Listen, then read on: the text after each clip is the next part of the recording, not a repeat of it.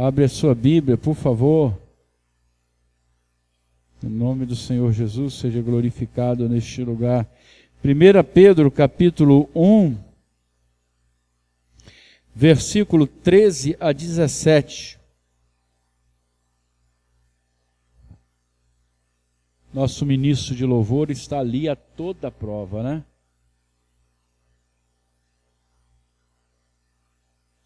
Primeira Pedro, capítulo 1, de 13 a 17.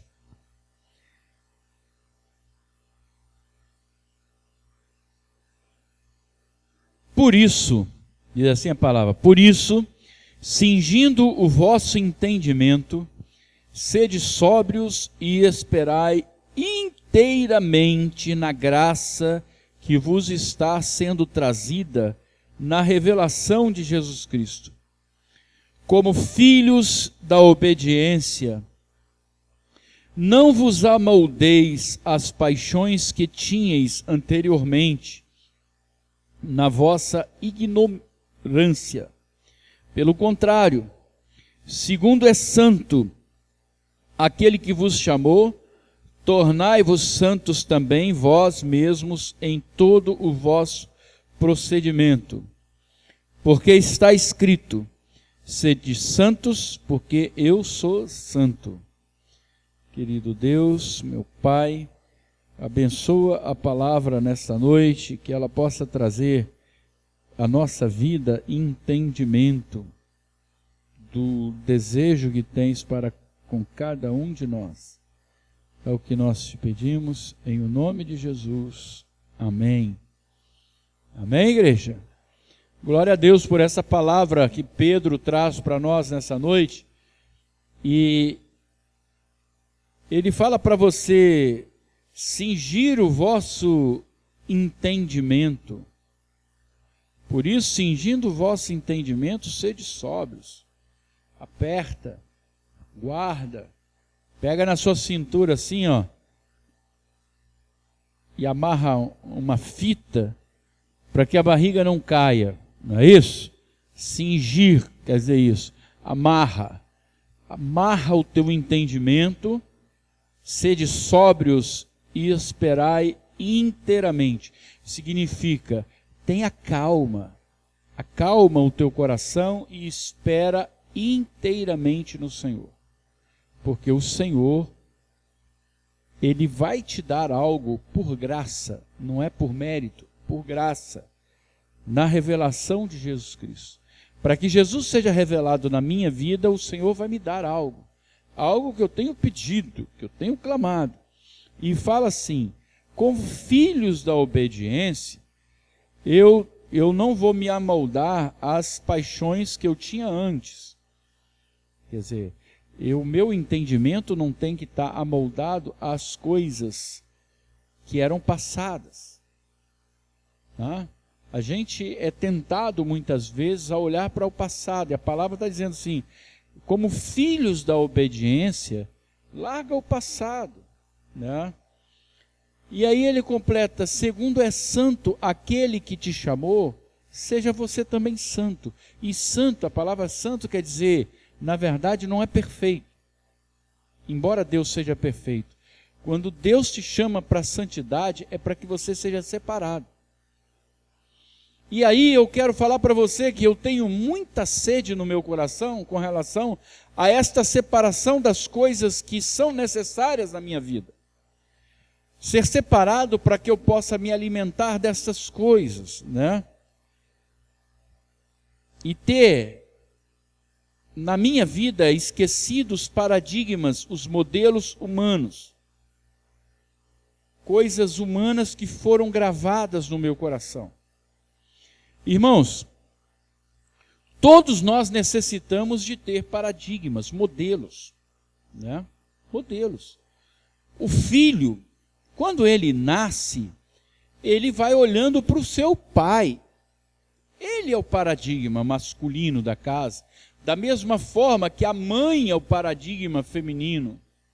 Então, pouco a pouco, você vai criando na sua cabeça um paradigma. Como que isso é importante na nossa vida? Como é importante o filho olhar e falar assim, eu quero ser igual ao meu pai. Não é o comum. Obrigado, Lucas. Obrigado, filho. Você olhar e falar assim, eu tenho um modelo, o modelo é meu pai. A nossa dificuldade em termos hoje de mundo é que as pessoas perderam o paradigma familiar. Está uma confusão enorme, irmãos. Está uma confusão enorme.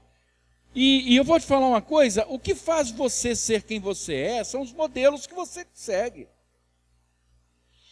E esses modelos acabam se tornando os seus padrões, né? Quando eu era ainda jovem, havia uma música, era por ocasião da guerra do Vietnã. Posteriormente essa música foi regravada pelos Engenheiros do Havaí, que eu não me lembro, era um garoto que como eu, né, amava os Beatles e os Rolling Stones. Rolling Stones está aí, aquele pessoal velho, caquete, não tocando ainda aí, né? Até o dia que alguém chega e fala assim, vocês envelheceram. Aí eles vão, né? Mas a gente pegava aquilo ali, pegava aquelas armas, metralhadoras de brinquedo, tá? Enquanto tocava aquela música, a gente subia no sofá lá de casa e pulava no chão, fazia aquilo, né? Achava que a gente era muita coisa, não, porcaria, vivia lá em Alegre, no Espírito Santo, né? E as pessoas vão criando heróis.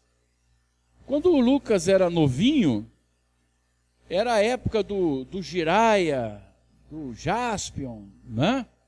Não sei se... Quem já viu o Jaspion aqui, levanta a mão, né? Um monte de gente, né? O Jiraya, né?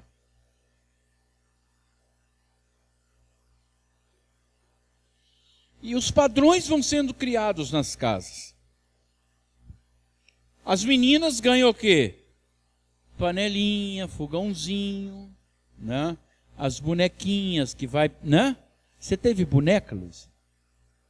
Aí vai falar assim, ainda tem ainda. Né? Bonecas. Na minha época tinha uma Suzy, que depois tiraram de... Vocês lembram da Suzy? Tinha Suzy, né? Depois foi substituída, a Suzy tinha uma cabeça enorme, né? Aí eu acho que era por isso que o pessoal tirou. Aí colocaram a Barbie, né? São os padrões. A Barbie, eu sempre olhava a Barbie e falava assim, se tiver uma menina desse tipo aí, dessa morfologia, eu não quero. Para mim é condenação, né? A menina completamente reta, é um taipá, né? Aquela coisa, era o padrão. Você hoje, aí você fala o seguinte, vai olhar o padrão das meninas que estão desfilando, né? Magrinhas, né? Muito magrinhas. E aí elas são padrão. Você vai vendo, as pessoas ficam seguindo os padrões, né? Então, eu já não estou mais preocupado em forjar padrões na minha casa. Então, eu vou criando os padrões que são apresentados pela televisão, pelas novelas, pelos filmes. Então, esses padrões vão entrando, não só na minha casa, eles vão entrando no meu coração. E a palavra que está sendo dita hoje está falando que eu preciso não me amoldar a esses padrões, né?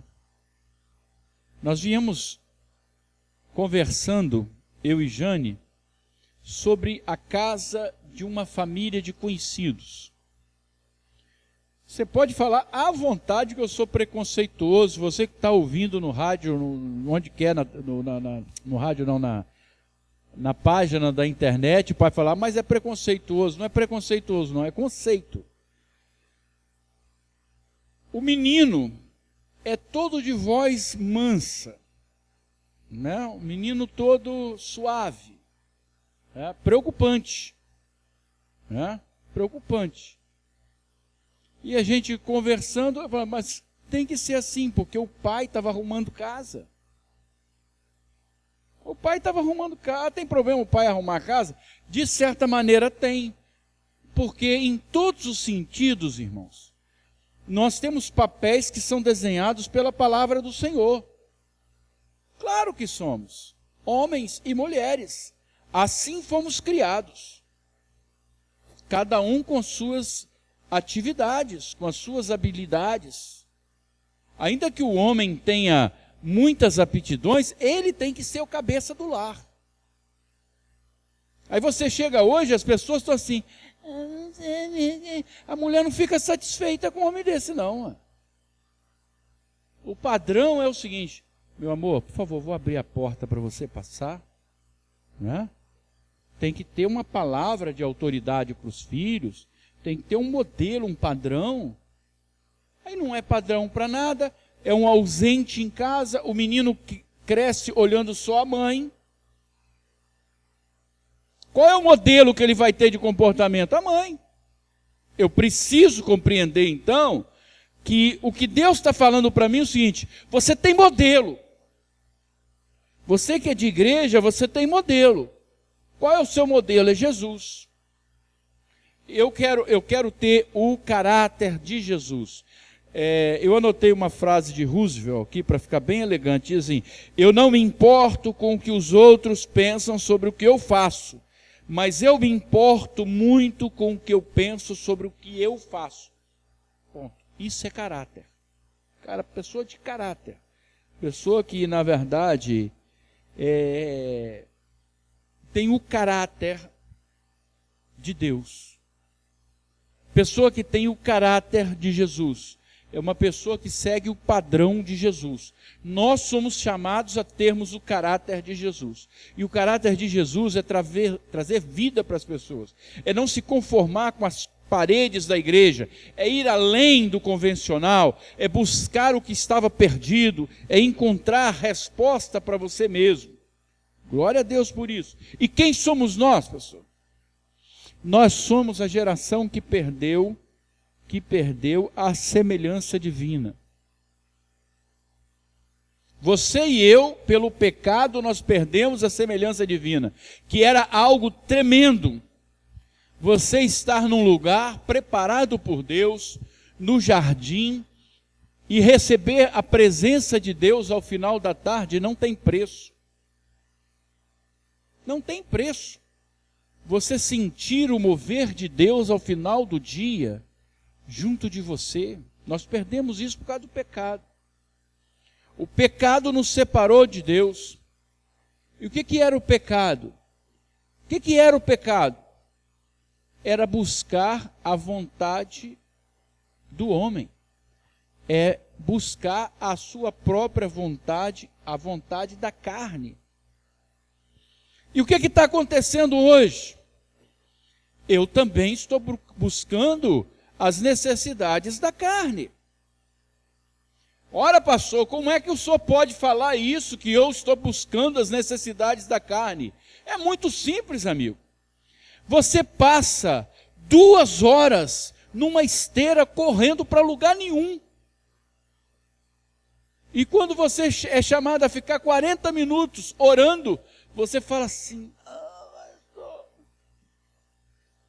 é muito fácil. Você passa um tempo enorme projetando uma profissão que vai agradar ao seu coração, porque você é importante. Eu quero sonhar as coisas lá do tribunal, eu não posso me preocupar, eu tenho que me desgastar, eu não posso, pastor. Aliás, eu não posso nem ter essa desculpa, chegar para a gente e falar assim, hoje eu não vou na igreja. Posso. Por quê? Porque eu gosto tanto do tribunal que eu fico de 7 a 7 horas lá. E muitas vezes fico. Mas eu não vou deixar que as coisas de Deus morram no meu coração, porque eu fui chamado para algo que é além daquilo que eu estou vivendo hoje. Eu quero ter exatamente de volta essa semelhança divina. E essa de semelhança que eu tenho hoje me escraviza. Irmãos, nós estamos sofrendo, presta atenção no que eu vou te falar. Nós estamos sofrendo um ataque do maligno neste momento. Há um conflito em você neste momento. Pastor, não tem conflito? Tem. Dentro de você militam forças contrárias. Uma diz: meu Deus, acho que eu estou com fome. E a outra diz: eu tenho fome da palavra. Dentro de você, duas forças combatem. Dentro de você, há uma força que diz: eu quero conquistar coisas para mim. E há uma outra força que diz: eu quero conquistar coisas para Deus. Essas forças dentro de nós, elas estão nos desafiando hoje. Dentro de você e fora de você. Irmãos, o inimigo das nossas almas, o diabo, ele não está apenas voltado para os pecados que são mais evidentes. Quando você pensa em pecado, você pensa em roubo, pensa em pornografia, pensa em mentira, e de fato, isso é pecado. Mas existe um outro pecado que mora junto de nós e que a sociedade tem construído. É o pecado da destruição do tempo de Deus. Nós estamos perdendo o sentido das coisas porque nós estamos sendo levados a uma construção social que rouba de nós as melhores coisas que nós temos. Você hoje gasta 80% do seu tempo preocupado em conservar a sua vida, no trabalho, no estudo. Qual é o tempo de Deus do seu tempo? Eu chego em casa, eu estou cansado, abatido. Em mim esmorece a força espiritual. Eu chego em casa, o meu coração diz assim: aquieta, porque você já construiu. E eu olho e falo assim: Senhor, que mundo é esse? Que mundo é esse em que a gente valoriza a família e a gente não pode passar o tempo com a família? Nós perdemos a semelhança com o divino. A possibilidade de estar vivenciando as coisas de Deus é o tempo todo sendo ocupado, preocupado. E eu quero falar para você, isso é pecado. Pecado é tudo aquilo que me afasta de Deus. Pecado é tudo aquilo que me faz errar o alvo. Qual é a função da sua vida? Qual é a razão de você estar aqui hoje? Se não fazer outra pessoa feliz e ser feliz com essas pessoas? Se não vivenciar o amor na sua essência, amor ágape, caridade, ajuda, suportar o próximo? Como pode acontecer que eu viva numa sociedade em que as pessoas estejam cada vez mais distantes, cada vez mais preocupadas com elas? Irmãos, nós estamos vivendo um sistema que nos afasta de quem nós somos.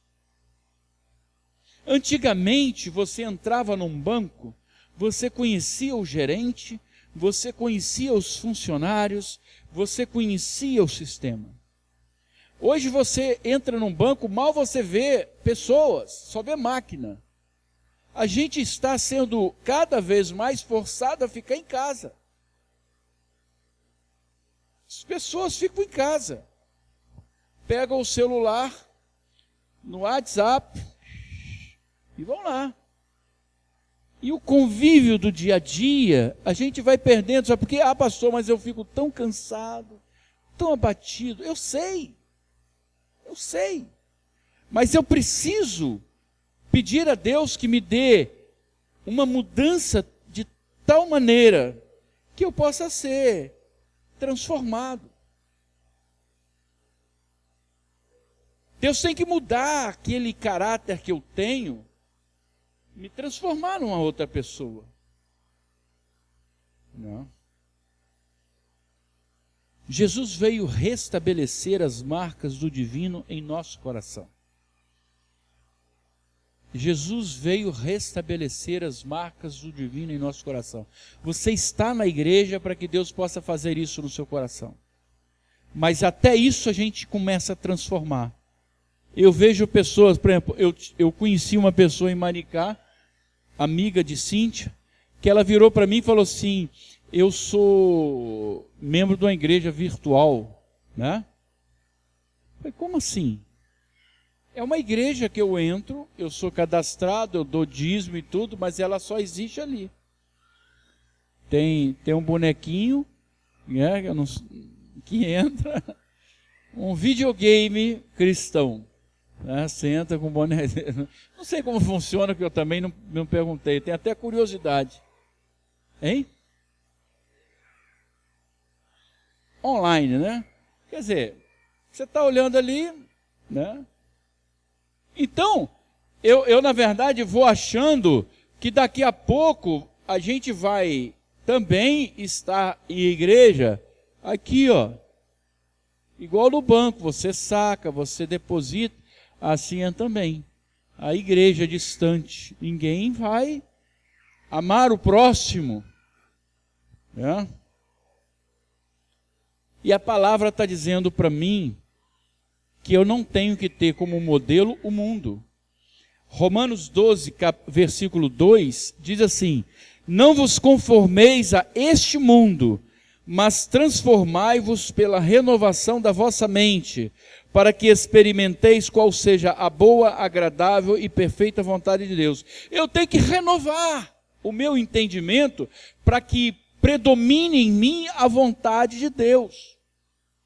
Porque se a carne milita contra o espírito, todas as vezes que eu me afasto da comunidade de fé, eu estou dando vitória para alguém. O fato de você estar aqui hoje é dar vitória ao chamado de Deus. Não quero nem falar quem venceu hoje de manhã na sua vida, né? Mas esse é o nosso combate, que nos traz à casa do Senhor para que Deus possa mudar quem nós somos. E deixa eu te falar uma coisa, você tem a impressão que você é de um jeito, mas eu queria que você tivesse capacidade de desconstruir quem você é, porque você vai ter que ver quais são as marcas culturais que você tem, né? Marcas culturais que você trouxe da sua região, as marcas pessoais da sua casa, quem você é exatamente aquilo que você tem no seu coração como marca. Ah, lá em casa não era assim, lá em casa fazia assim, assim, assim, assim. Tem gente que, quando você casa com uma pessoa, você começa a descobrir que a pessoa tem manias, né? E casamento é administrar diferenças. Você vai percebendo isso, né? Tem uma historinha de uma irmã minha, que o marido, recém-casado, os dois maridos ficou: Cristina, traz a toalha para mim, Cristina. Ela saiu da cozinha, pegou o telefone, bateu na coisa, ele, tá bom, pegou o telefone, ué, dá a toalha, liga para sua mãe, né? A pessoa está acostumada com isso, né? Vai reproduzir aquele cenário, e isso você fala, mas na igreja acontece a mesma coisa. Se eu fui criado sendo sempre atendido nas minhas demandas, eu vou querer que a igreja faça o quê? Que atenda também as minhas demandas, não é? Por que há tanto conflito em casamento? Porque as pessoas não se deixaram convencer de que é hora de um novo tempo. Momentos de abandonar marcas pessoais, familiares, culturais, que vão ficando para trás, né? Vão ficando para trás. Quando você está vivenciando com o outro esse momento, ou você abre mão ou a coisa vai ficar feia. E você tem marcas também da sua posição, quem você é. Eu sou assim.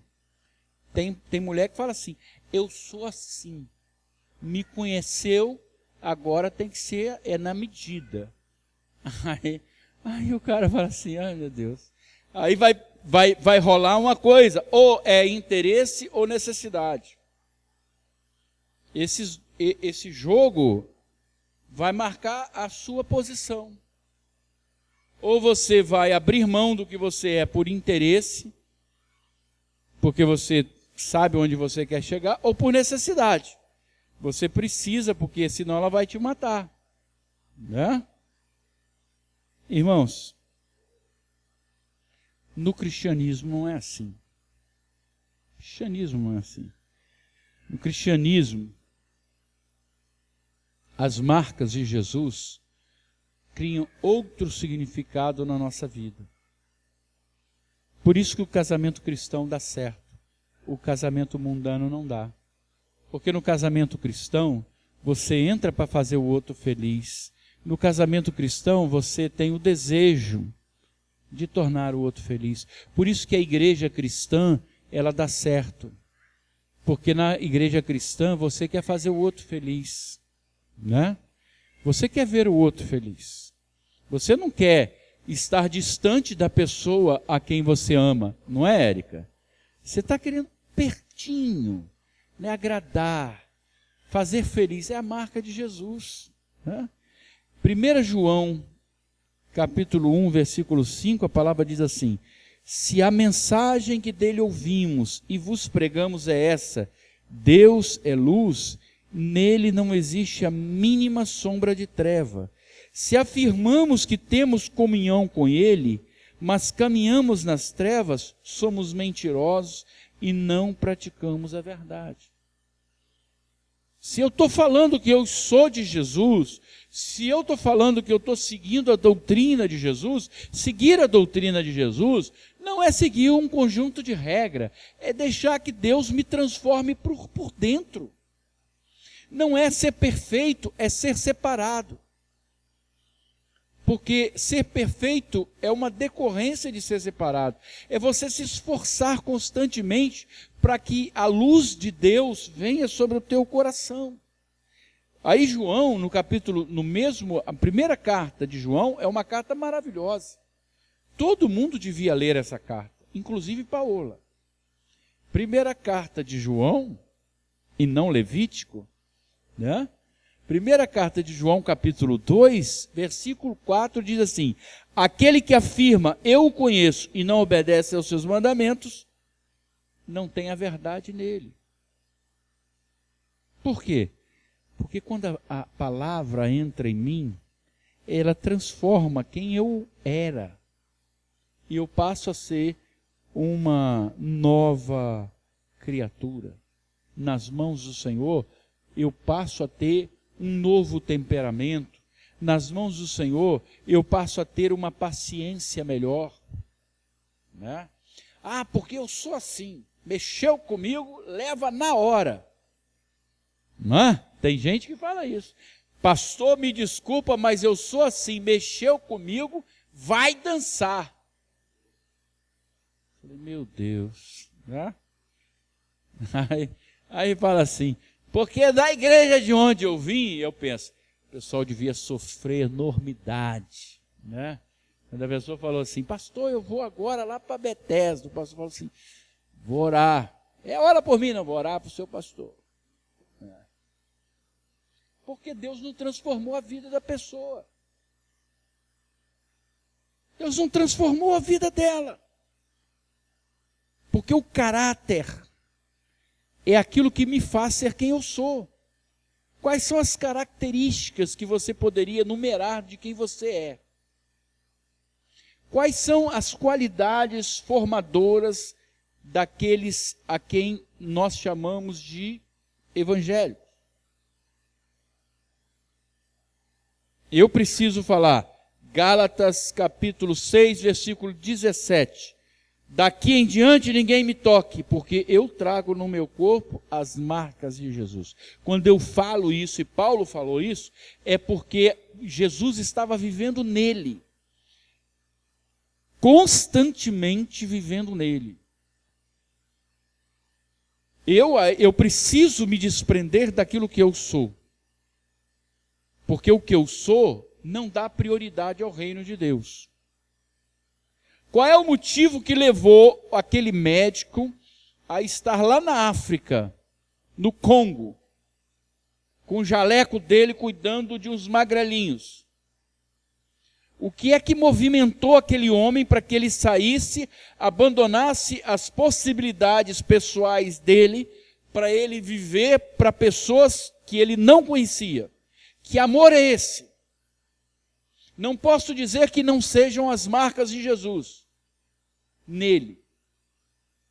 Que amor movimenta essas pessoas em direção ao outro que não me movimenta? Porque muitas vezes nós estamos voltados para quem nós somos. Nós estamos reunidos aqui, irmãos, com o pretexto de servir ao Senhor. Por que eu estou falando pretexto? Porque, na verdade, para se tornar uma verdade, eu preciso estar fazendo. Quais são essas marcas de Jesus? São as marcas que vão nos transformando, irmãos. E é maravilhoso que isso aconteça. É maravilhoso perceber isso. Dia a dia, Deus vai nos ensinando e vai nos fazendo crescer, vai mudando a nossa capacidade de compreender as razões da nossa fé, vai nos fazendo esquecer o mundo lá fora. Nós vivemos num mundo, irmãos, de consumismo desenfreado. Às vezes a pessoa olha o sapato e fala assim, eu preciso de um outro. Olha, eu vou falar uma coisa, as pessoas lá em casa falam comigo, essa sua bota está na hora de jogar fora. Mas eu falo, mas ela não furou ainda. Né? Só quando ela furar. Né? Ou soltar a sola. Eu tenho um tênis, por exemplo, que eu fui correr com ele, soltou. Aliás, não só eu, né, Cíntia? Né? Quando é que você... Mas de repente você pode passar uma cola ali também.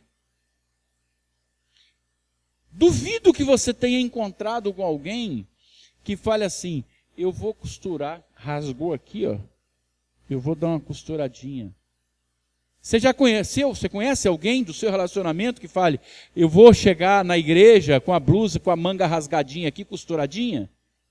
Ah, pelo amor de Deus, você não vai. Você é pastor, você chegar com a blusinha costuradinha, misericórdia. Mas a nossa sociedade nos incutiu que as coisas não devem ser usadas pela utilidade delas, mas pelo que elas expressam de quem nós somos. Né? Então, se eu tiver crente, então põe a gravata. Você põe a gravata e entra na igreja evangélica, todo mundo te cumprimenta. Oi, pastor. Oi, pastor. Você pode nem ser, mas todo mundo acha que você é, porque você está com a gravata. Se você chegar sem gravata, ninguém te cumprimenta. Fala assim, deve ser novo convertido. Pelo jeito, né? Está desarrumado, deve ser novo convertido. Por quê? Porque a gente está se guiando pelo que o padrão da sociedade está nos colocando. Né? E aí, quais são as marcas de Jesus? São marcas interiores. Deus está me fazendo uma nova criatura, me falando que eu preciso abandonar coisas lá de fora. 2 Coríntios capítulo 3, versículo 18. E todos nós, com o rosto desvendado, contemplando como por espelho a glória do Senhor, somos transformados de glória em glória na sua própria imagem, como pelo Senhor o Espírito. A palavra está falando que há uma força que vai transformando a cada um de nós. Pouco a pouco Deus vai transformando. Aí você para um dia, olha para o espelho e fala assim, caramba, eu era de um jeito e me tornei uma pessoa completamente diferente, porque o milagre de Deus está em processo dentro de você. Está dentro de você. Há uma força transformando você. Quem eu sou, pastor? Qual é a medida que eu vou ter sobre o que eu sou? Pergunta a sua esposa. Não responde para você. Pergunta ao seu marido. Porque o que nós pensamos de nós mesmos nos engana, né? Agora, se estivermos em Cristo, nós vamos ser novas criaturas. Mas novas criaturas não porque eu pense. Novas criaturas porque Deus vai pouco a pouco pensando em mim. Vai fazendo coisas em mim, vai me transformando, me ensinando a agir na igreja, a amar as pessoas da igreja, a compreender que a igreja não pode ser um lugar de encontro e não traga resultados práticos para a vida das pessoas que estão ao redor, né? E o que eu devo fazer, pastor? Né? Hebreus 12:14, a palavra diz assim: segui a paz com todos e a santificação, sem a qual ninguém verá o Senhor. Primeira coisa, estar livre do pecado. Mas pastor, que pecado é esse? Tudo aquilo que te afasta de Deus. O seu trabalho pode ser pecado. O seu estudo pode ser pecado. O seu namorado pode ser pecado.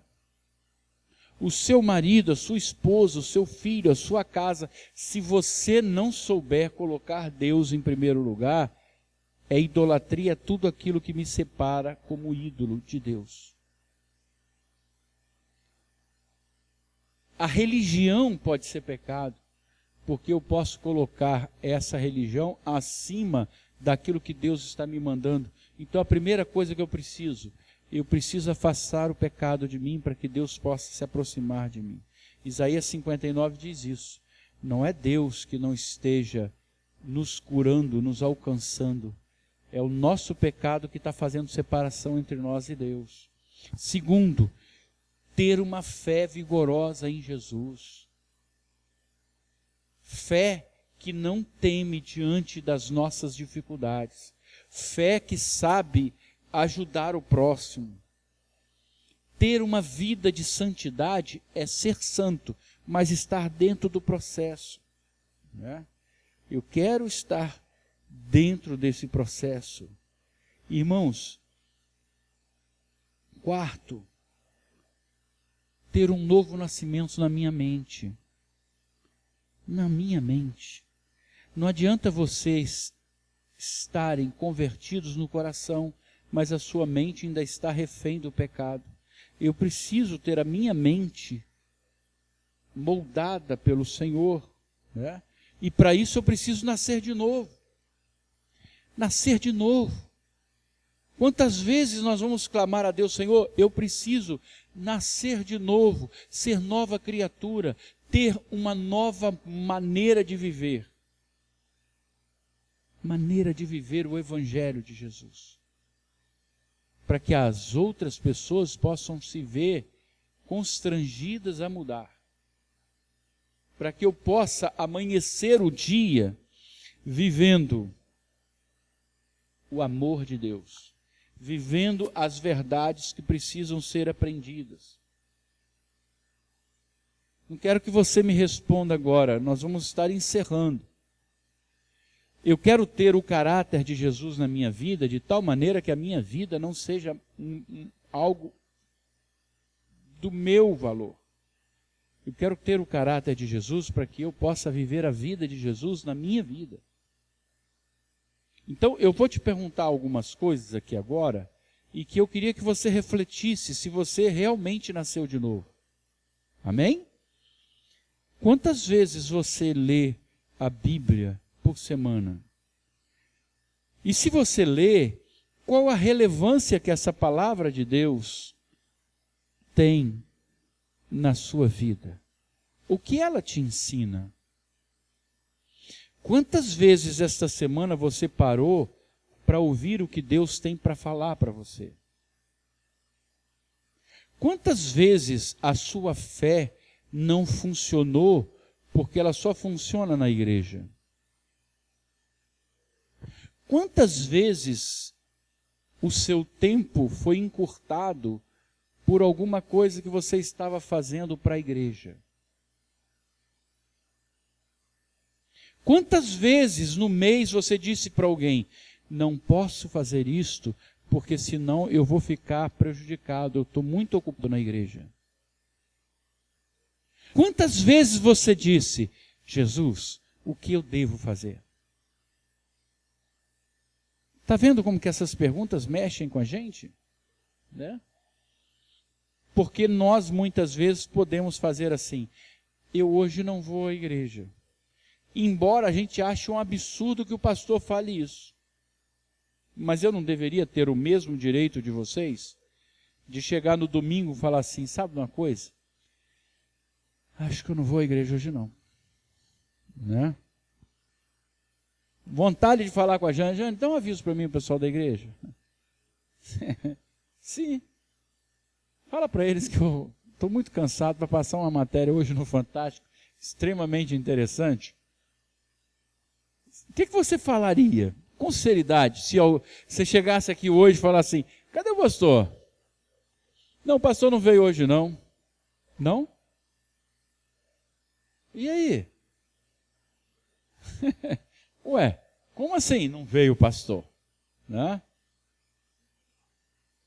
Tem que internar o pastor, o que é isso? Hã? Tá louco, né? A primeira pessoa que ia bater no pastor é a esposa dele. Ia chegar lá na porta e falou, você está de sacanagem, né? Não. Mas por que é que a gente acha que só ele, todos vocês podem, ele não? Não, nenhum pode. Se você quiser dizer para mim, eu sou nascido de novo, coloca Deus em primeiro lugar na sua vida. Coloca na sua vida o compromisso de fazer a vontade de Deus e não a sua. Coloca a pergunta para Jesus, ô Jesus, onde é que o Senhor quer que eu trabalhe? Qual é a necessidade que o Senhor tem? Sabe por quê, irmãos? Nós estamos vivendo tempos terríveis. E cada vez mais eu sinto que algo vai acontecer. Crises, doenças, enfermidades, danos terríveis. Cada vez a igreja se torna mais fria. E graças a Deus eu não estou falando da gente, porque essa é uma igreja que é ferventada no amor de Deus.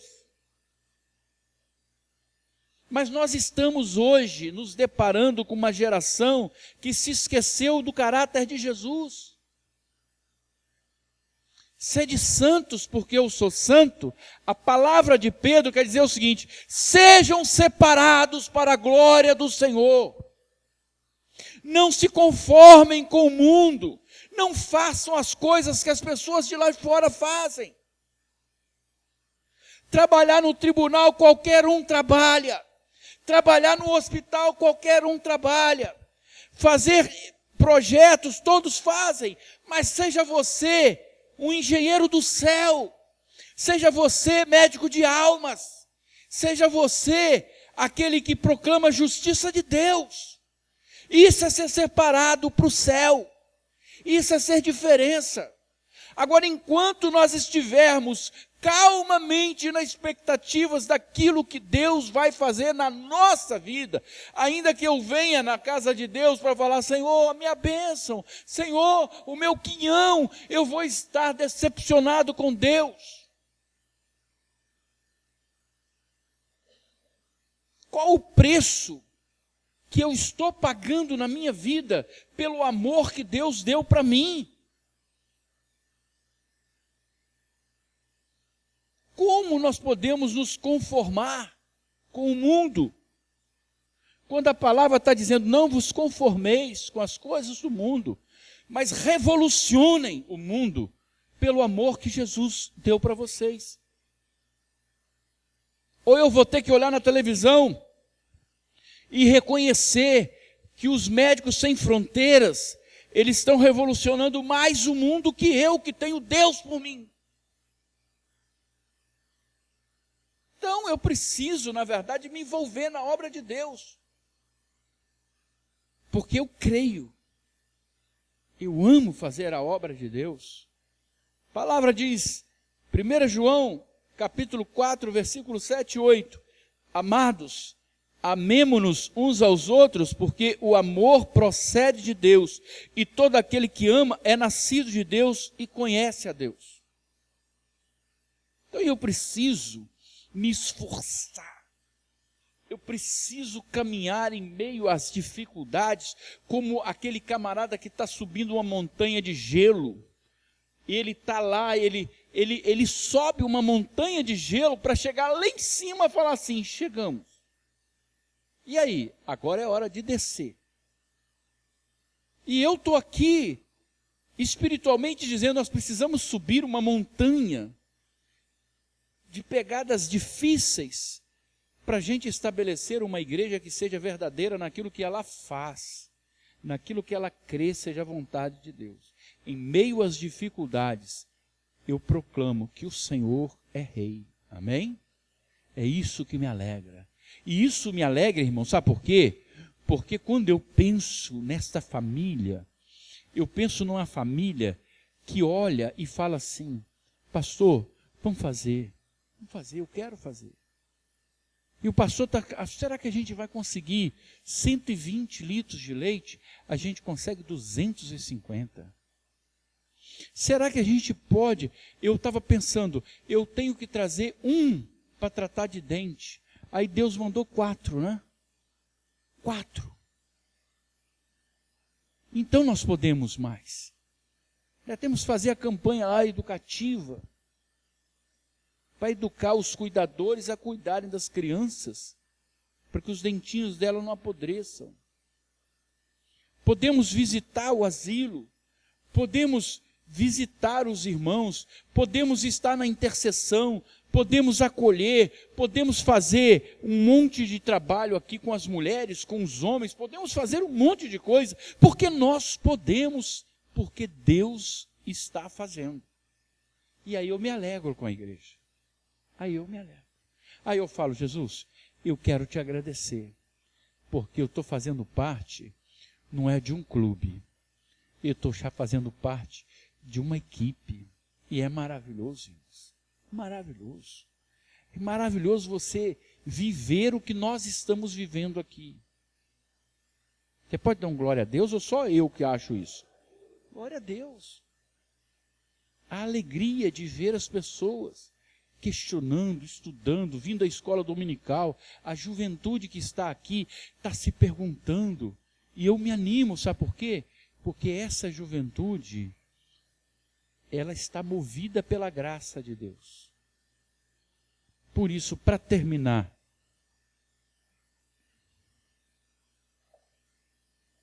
eu quero falar para você, do fundo do meu coração,